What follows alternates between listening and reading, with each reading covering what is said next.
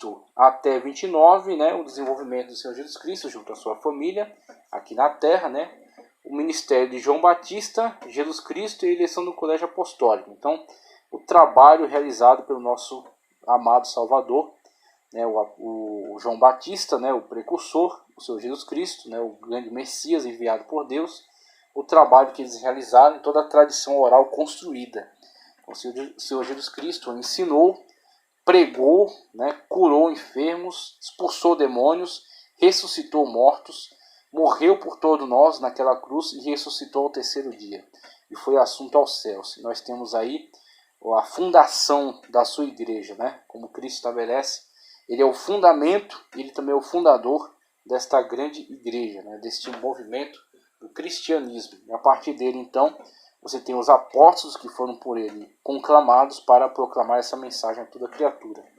Eles vão, então, partindo da Judéia, Samaria e até os confins da terra, sendo levantado também para tirar o evangelho daquele arraial dos judeus, o apóstolo Paulo, né, chamado posteriormente pelo Senhor Jesus Cristo e preparado por ele mesmo para esta grande, essa extraordinária obra.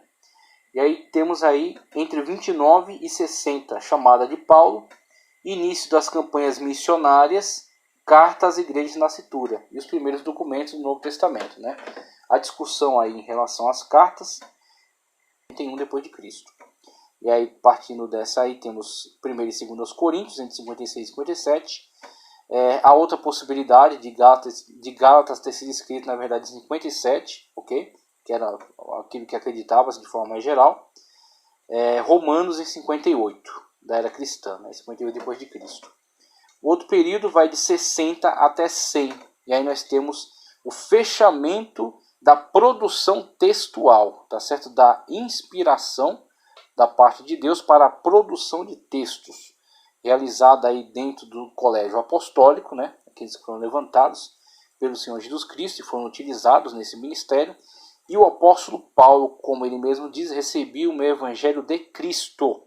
Então ele recebe essa autoridade para ser também inspirado por Deus, né, para a produção textual, né, para escrever, para produzir, para construir o cânon. Então nós temos aí a igreja edificada sob o fundamento dos apóstolos e dos profetas. Aí temos a produção canônica dentro, né, desse limitado colégio apostólico. João encerrando essa produção textual e colocando como selo, né, do encerramento dessa produção textual aquela profecia, né, aquela palavra extraordinária da parte do Senhor Jesus Cristo, descrita em Apocalipse, onde diz: aquele que tirar algo da profecia desse livro será tirado seu nome do livro da vida. E aquele que acrescentar, lhe serão acrescentadas as pragas escritas neste livro. Então esse texto, né, essa fala é como que um selo que é colocado ali, encerrando a produção canônica do Novo Testamento, fechando o cânon bíblico de modo geral. Então, de 60 e 100, início do registro escrito dos relatos dos evangelhos. Aí Marcos, Mateus, carta de Paulo aos Efésios, carta da Universal de Tiago, carta de Paulo aos Filipenses, Colossenses, tá certo? Filemon, o Evangelho de Lucas, a carta aos Hebreus, Atos dos Apóstolos, também escrito em 60 e 63 da era cristã, a primeira de Timóteo, a primeira de Pedro, a de Tito, a segunda de Pedro, a segunda de Timóteo, Judas, João, né, o Evangelho, também a primeira, a segunda, a terceira de João, são escritos em 64 e 90. E entre 96 e 100, como fechamento do cânon do Novo Testamento, o livro do Apocalipse, do apóstolo João. Okay? Então temos aí os períodos de construção textual, desde a parte da oralidade, do início, né, a propagação do Evangelho a toda criatura, e depois o início das primeiras cartas e os evangelhos produzidos aí para preservar o ensino que estava sendo ministrado pelos apóstolos. Ok? E aí fechamos então com essa parte, aquilo que estávamos colocando somente para relembrar o conteúdo que foi ministrado na aula, né, que foi dada aí, na palestra que foi dada na Assembleia de Deus lá no Jardim São Jorge, tá certo? Passando adiante, nós temos alguns textos que a gente quer ressaltar e colocar como textos que comprovam a autoridade bíblica e a autoridade neotestamentária de forma mais específica. Primeiro, acima, temos uma linha do tempo, partindo aí do nascimento do Senhor Jesus Cristo, até o ano 33 com a sua morte e ressurreição. Passado isso, temos o período chamado tradições orais e primeiros escritos, as cartas, época apostólica da primeira geração, aqueles que constituem o colégio apostólico, não é? Então isso vai de 33 a 67, esse período da tradição oral e do início das primeiras cartas, onde eram solucionados problemas que estavam surgindo nessas comunidades nascituras, né? As primeiras comunidades de cristãos. Então surgia a necessidade de que se lhes escrevesse algumas cartas para solucionar essas questões, problemas de ordem litúrgica, problemas de ordem moral, problemas de ordem teológica, né? Problemas que haviam surgido, né? Que vinham surgindo e precisavam de uma resposta doutrinária, né? Uma resposta com autoridade. Então os apóstolos começaram essa produção textual. E aí, passando de 67, indo até 97, evangelhos de Marcos, Mateus, Lucas e as cartas universais, por exemplo. Época dita aí subapostólica, colocada como segunda geração. Entre 97 e 130, Evangelho de João, Apocalipse e outras cartas. Época pós-apostólica, terceira geração. Ele coloca aí, né, como que essa progressão, né, o desenvolvimento do cristianismo, a expansão, fundação de outras igrejas, mas nós temos a devida compreensão de que aqueles que estiveram à frente do escrito, né, estiveram à frente como autoridade para a produção desses textos, foram sim os integrantes do colégio apostólico. Aí uma situação que pode ser compreendida, pode ser entendida, no ato mesmo da produção desse texto, é o emprego talvez de um amanuense.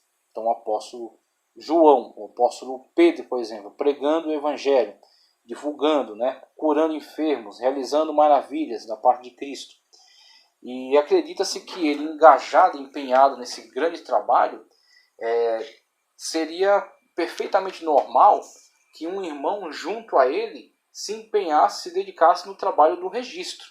Então, acredita-se pela tradição de Eusébio de Cesareia que Marcos tenha feito esse trabalho. Marcos acompanhando Pedro, ouvindo a sua mensagem, ouvindo a sua pregação, registrando o ensino e tendo ele como autoridade que ia conferir aquele texto, né, inspirado pelo Espírito Santo, e ia dar então o seu aval, sua autorização, né, colocar a sua autoridade ali para que aquele texto pudesse circular e pudesse ter força de doutrina, ok?